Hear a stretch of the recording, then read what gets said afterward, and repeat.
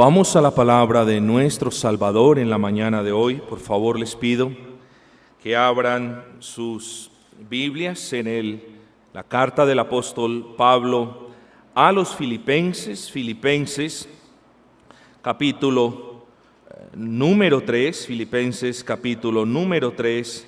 Vamos a leer un par de versículos. Versículo 7, comenzamos la lectura. Pero cuantas cosas eran para mí ganancia, las he estimado como pérdida por amor de Cristo.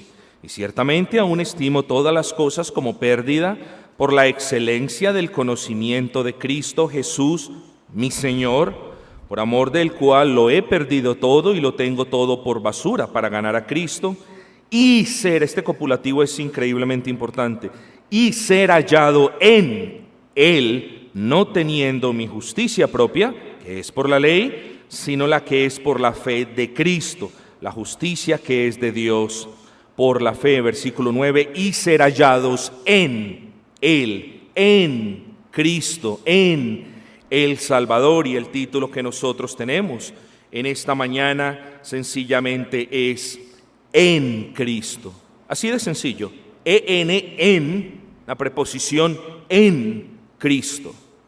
Es muy importante porque esta es una doctrina fundamental en la iglesia del Señor, una doctrina fundamental en la palabra del Señor.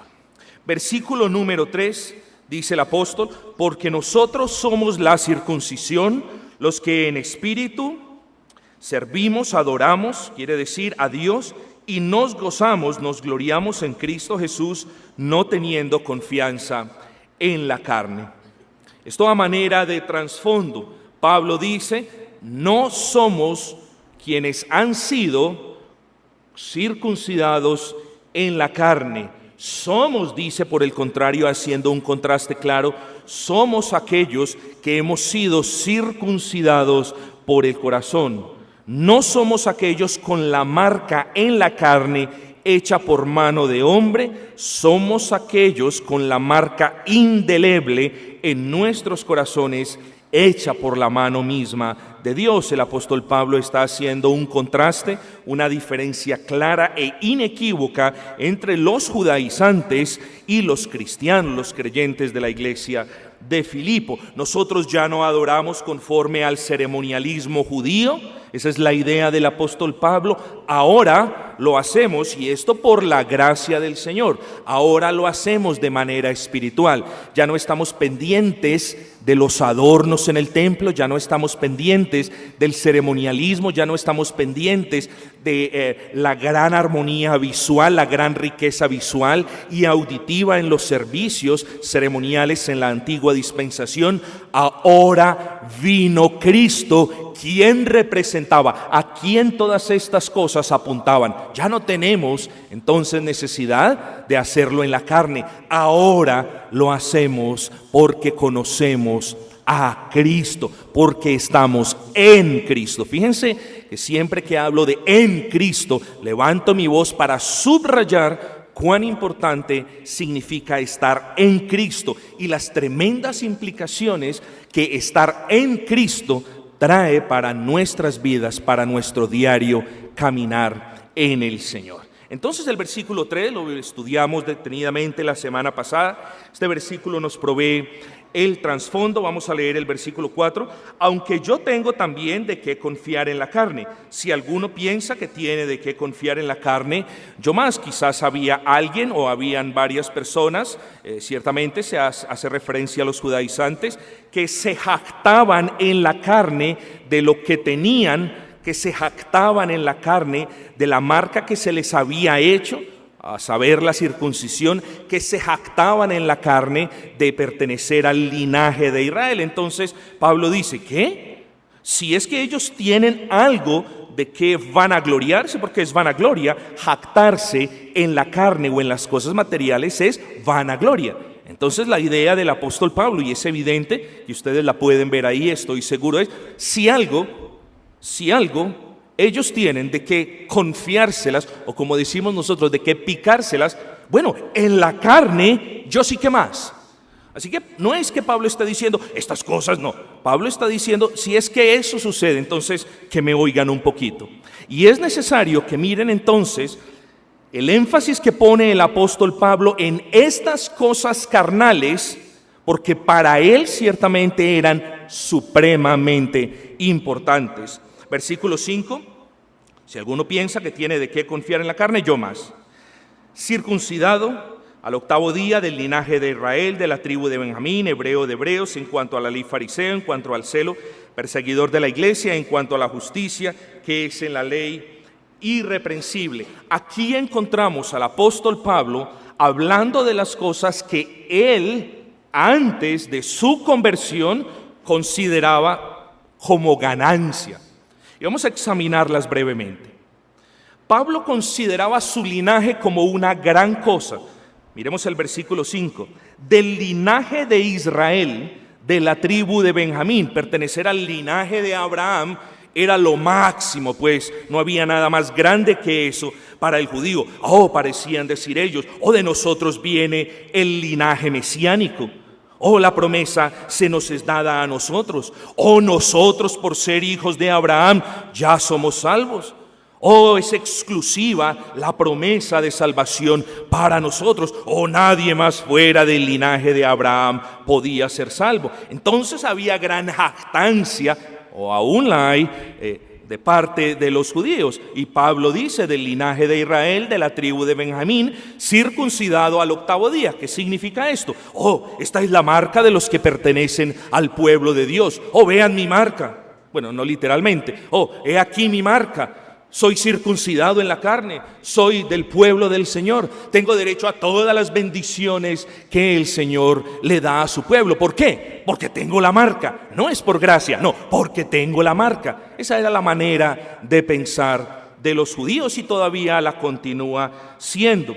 En segunda instancia, Pablo se jactaba de ser un hebreo puro, no solamente un hebreo por descendencia o por línea paterna o materna, sino que el apóstol Pablo usa la palabra muy común en aquellos días, dice hebreo de hebreos, y lo que esto quiere significar es que mi papá era hebreo y mi mamá era hebrea. Ninguno de mis padres fue un prosélito, ninguno de mis padres fue un gentil convertido al judaísmo. Nacieron del linaje de Abraham, tanto mi padre como mi madre, y entonces, miren, yo tengo un linaje puro, y en eso había gran jactancia. Tercer punto, Pablo tenía su crianza como un gran logro. Fíjense en ustedes, y aunque de eso no me habla este pasaje, lo consideré prudente exponerlo en la mañana de hoy. Hechos 22:3, yo se los leo, dice, yo de cierto soy judío, nacido en Tarso de Cilicia, pero criado en esta ciudad, instruido a los pies de Gamaliel estrictamente conforme a la ley de nuestros padres. Vaya privilegio. Instruido a la ley de aquel anciano que reverenciaba a todo el pueblo. De eso nos da testimonio Hechos capítulo 5, cuando el concilio estaba juzgando al apóstol. A los pies de Gamaliel fui criado en las leyes de mis padres. No siempre todas las personas podían ser levantados en una instrucción de este calibre, con un maestro de este calibre. Entonces Pablo se jacta. Si los demás tienen algo de qué jactarse, yo sí que más. Que mi papá y mi mamá eran hebreos. Tengo la marca que me hace acreedor a la promesa. Y fui levantado, fui educado, nada más y nada menos que a los pies de Gamaliel. ¿Quién puede igualar eso? Pero no termina ahí la jactancia en la carne de Pablo. No les estoy diciendo que Pablo se estaba jactando en este punto. Simplemente está haciendo un comparativo con quienes en verdad se estaban jactando para dejarlos atrás. Y Pablo dice, en cuanto a la ley, fariseo. Ser fariseo para Pablo era una gran cosa, pero no era un fariseo común y corriente, queridos amigos y hermanos. Era un fariseo con un celo tan grande, le dice, era perseguidor de la iglesia. Entonces vean el punto. Es un celo que no es conforme a la ciencia, es un celo que no es conforme a la Escritura, es un celo que no es conforme al conocimiento del Dios verdadero. Era un celo carnal, perseguía a la iglesia. Y de hecho, en el capítulo 4 del libro de Hechos, capítulo 22, la palabra nos dice: perseguía yo ese camino hasta la muerte. Es decir, puede significar lo perseguía con odio hasta la muerte, o los perseguía para matarlos, lo cual también fue una realidad. Y dice, a hombres y a mujeres los ponía en prisión. Entonces miren quién era Pablo antes de su conversión. Miren lo que hacía Pablo antes de su conversión. Pero hay algo más, y es lo siguiente: la altanería, el orgullo, las pretensiones del apóstol llegan a un clímax cuando en alguna parte de su vida, previa a su conversión, él se creía justo e irreprensible por el cumplimiento de la ley. Dice la palabra del Señor: en cuanto a la justicia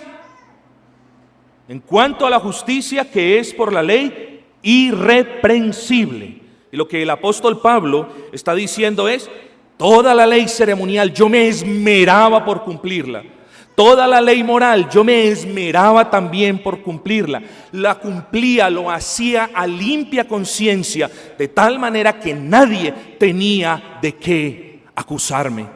Ahora, todos bien sabemos que por mucho que el apóstol se hubiese afanado en cumplirla, no la pudo cumplir. Ni el apóstol Pablo la cumplió, ni nadie que haya pisado la tierra la ha cumplido, excepto el Dios hecho carne, excepto Cristo Jesús. Pero entonces, cuando Pablo habla de su justicia de manera irreprensible, simplemente está diciendo: a limpia conciencia, nunca nadie tuvo que recriminarme de violar ninguno de los mandamientos del Señor. No significa absolutamente nada que no sea que en Pablo había una convicción de que él era justo delante de Dios, porque se esforzaba grandemente por cumplir la ley. Entonces así se describe Pablo.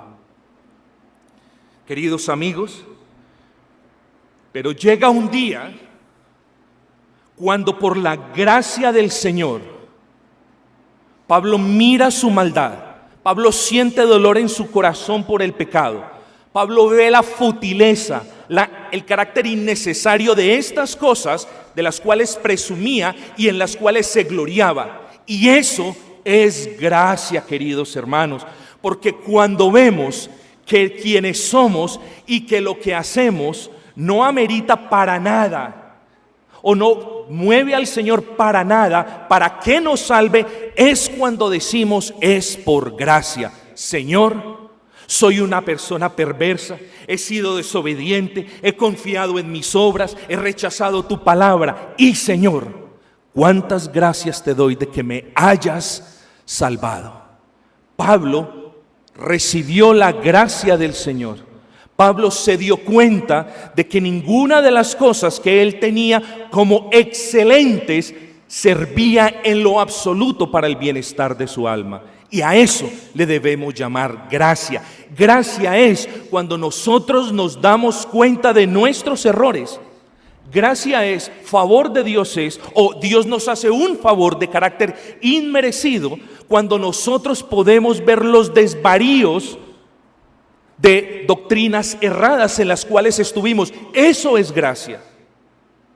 Y esto sucedió con Pablo. Pablo comprendió que las cosas de las que se jactaba para nada eran cuestiones importantes. Veamos el versículo número 7. Pero cuantas cosas eran para mí, dice, ganancia las he estimado como pérdida por amor de Cristo. ¿Y cuál es el punto? Bueno, Pablo entendió que todo lo que él consideraba como ganancia en su carne eran en realidad una pérdida para su alma.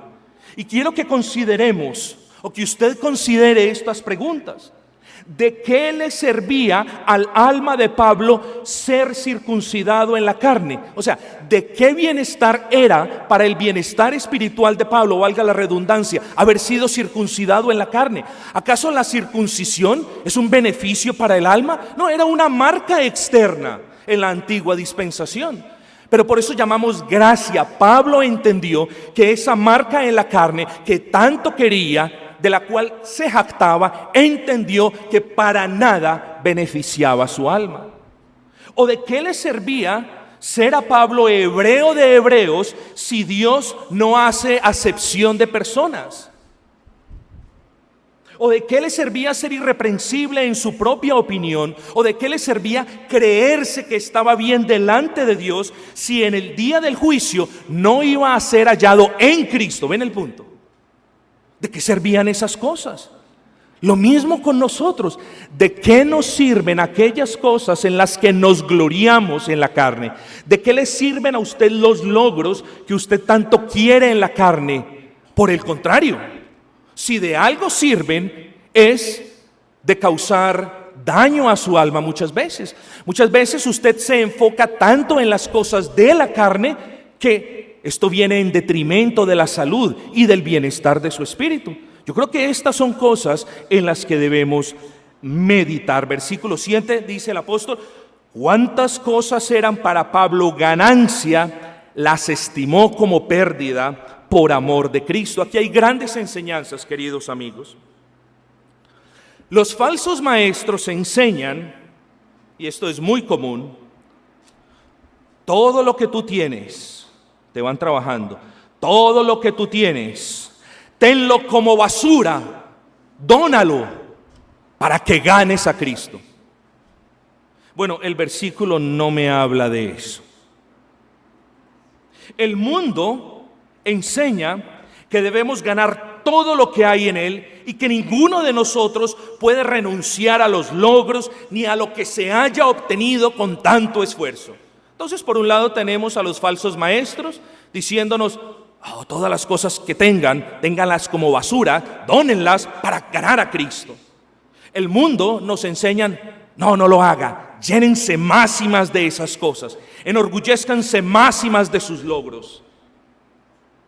Pero la Biblia nos enseña que no debemos aferrarnos ni a logros, ni a posiciones, ni a riquezas, ni a pertenencias, ni a herencias, ni a ninguna ventaja que en la providencia del Señor podamos tener, porque quien se aferra a estas cosas jamás podrá aferrarse a Cristo. Pero la pregunta que ahora debe penetrar tu corazón y el corazón de todos es la siguiente: ¿quién en medio de este mundo, quién puede considerar como pérdida lo que hasta el día de hoy considera como una ganancia excelsa? ¿Quién puede, repito, considerar como pérdida lo que a usted le han enseñado toda su vida a que lo tenga como algo digno de ser cuidado?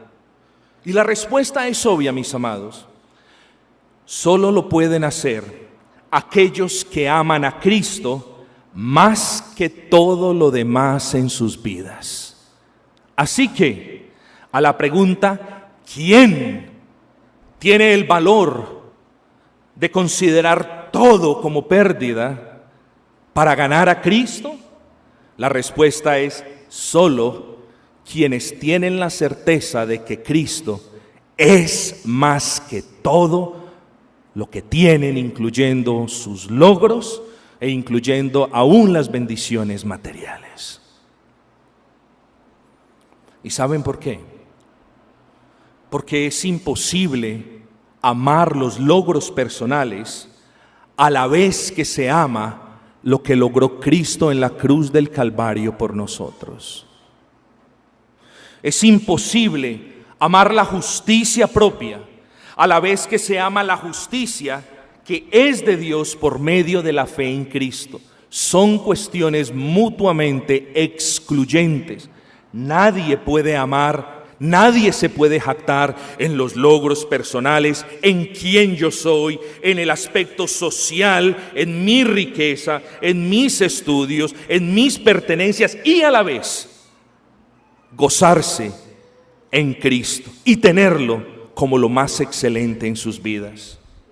Nadie puede amar la justicia de Dios que es por medio de la fe en Cristo y a la vez amar su propia justicia, es decir, bueno, yo soy bueno, yo no soy tan malo como esta persona, yo no soy tan malo como el hermano, yo no soy tan malo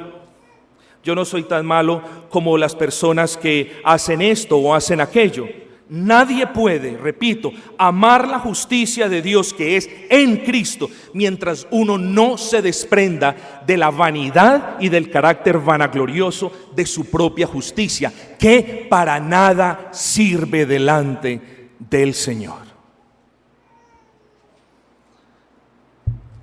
Versículo número 8.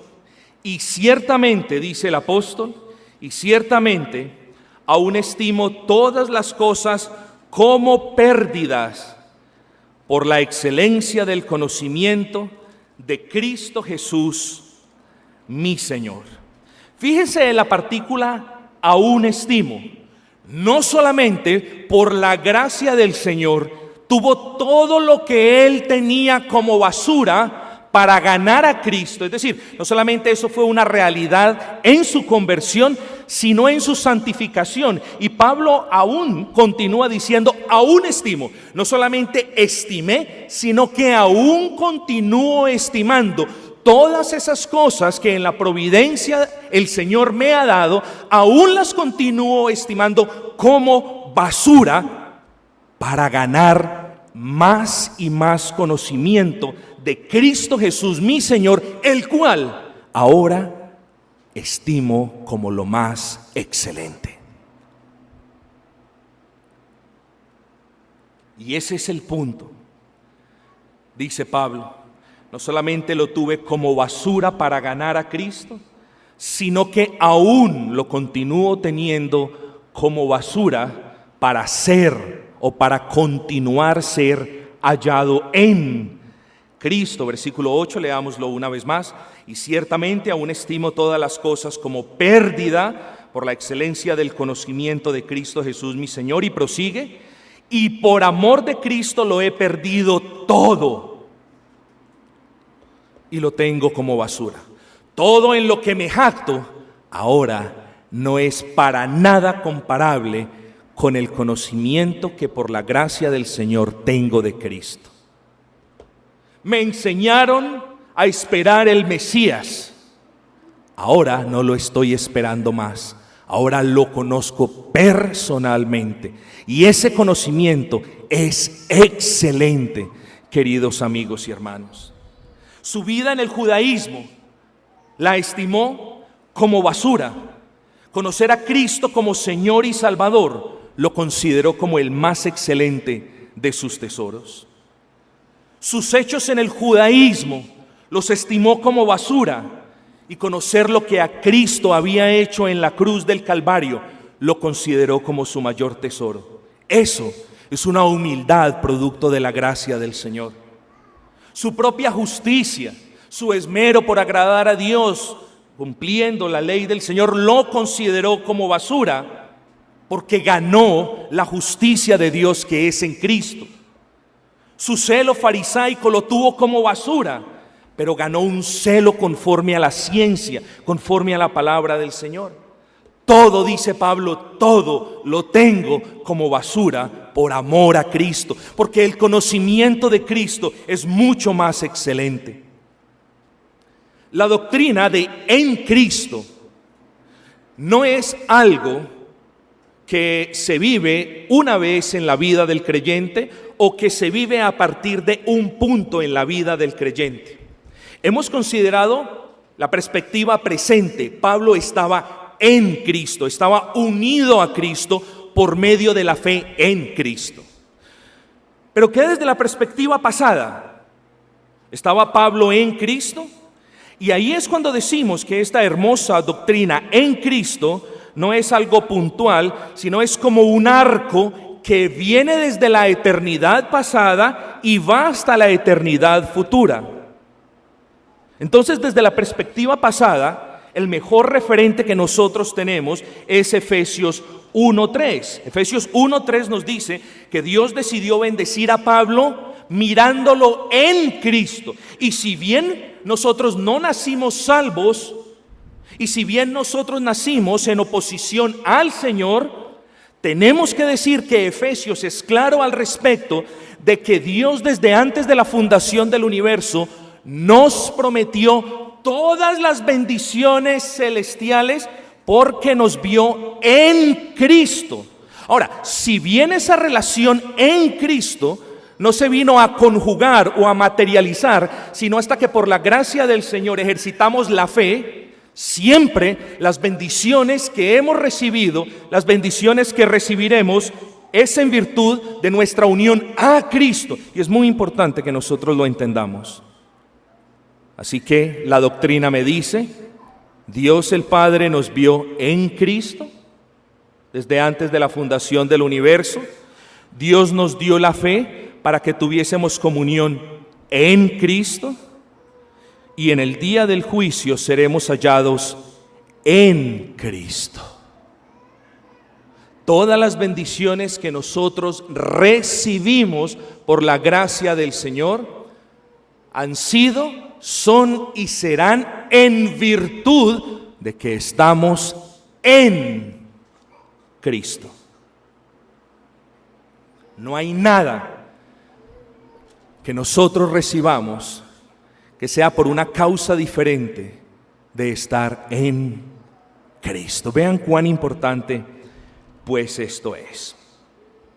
Ahora, después de haber dejado claro esa doctrina en Cristo, y esto lo toqué simplemente por encima, después de haber dejado claro de que Dios vio a Pablo en Cristo desde antes de la fundación del universo, de que Dios le concedió la fe a Pablo para que creyera en Cristo y así se conjugara esa unión en el tiempo presente, y dejamos en claro que esa unión en Cristo es por toda la eternidad.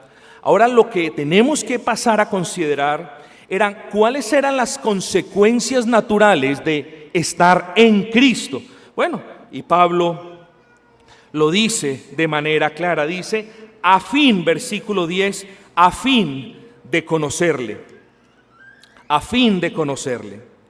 Queridos hermanos, nosotros estamos en Cristo y es una realidad de la que tenemos que ser conscientes.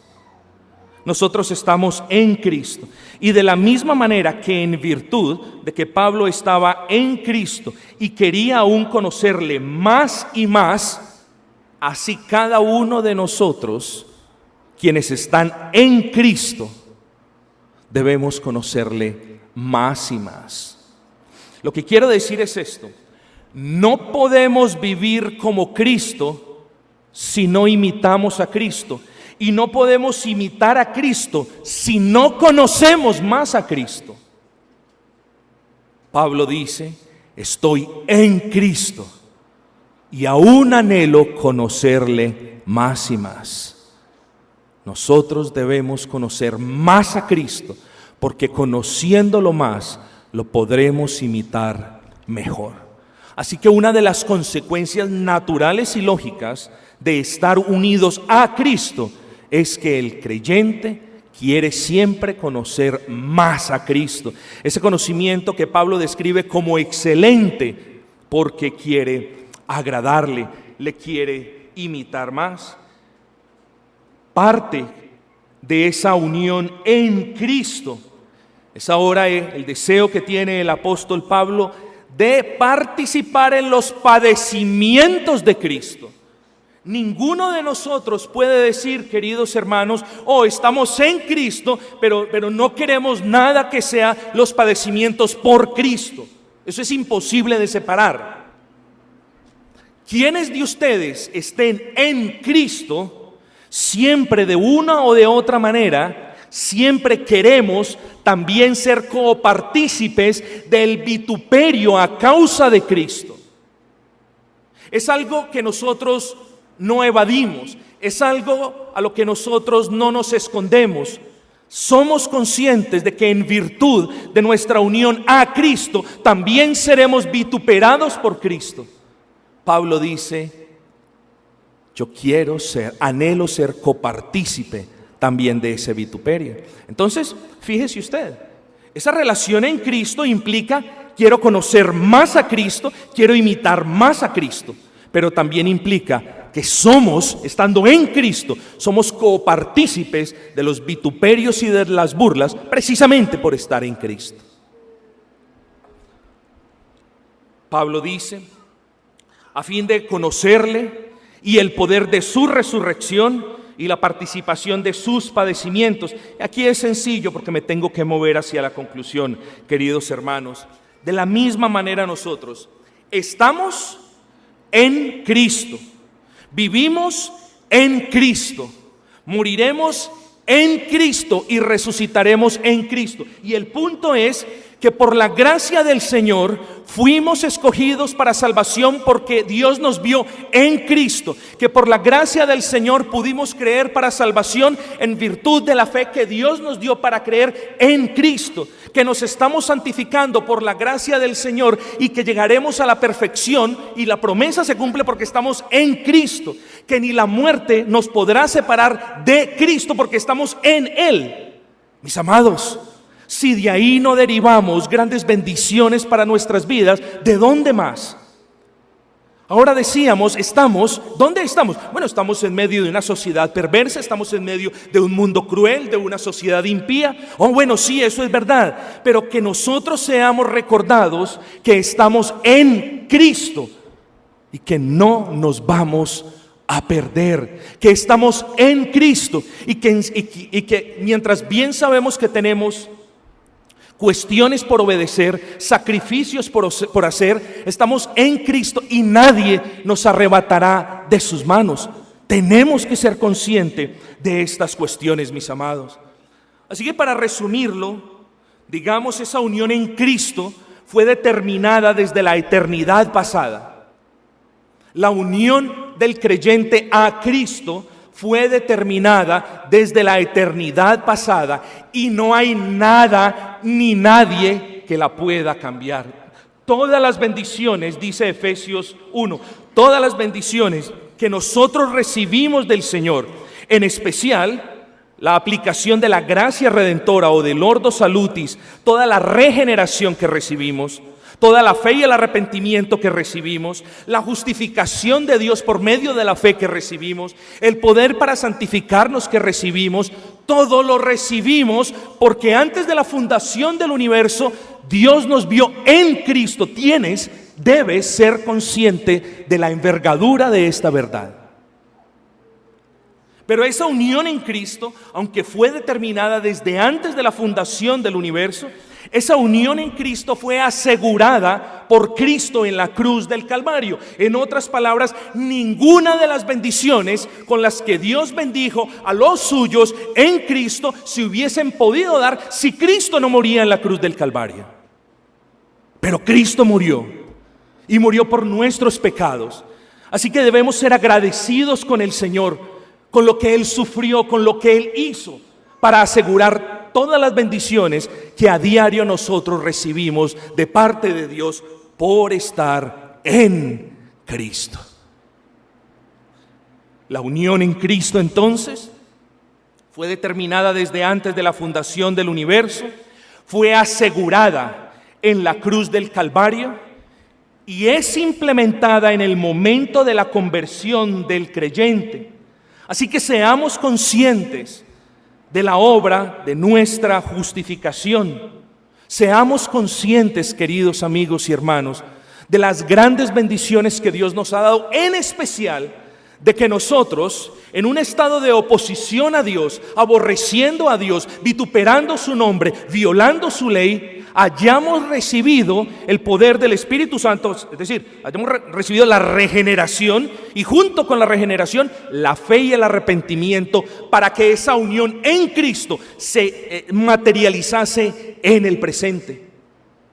Fue determinada en el pasado, fue lograda, o fue, como dice la palabra, la enseñanza fue asegurada en el Calvario, fue implementada en la conversión. Esa unión en Cristo es profundizada a través de la vida y ciertamente será perfeccionada en la muerte. Hablemos un poco de esto para terminar.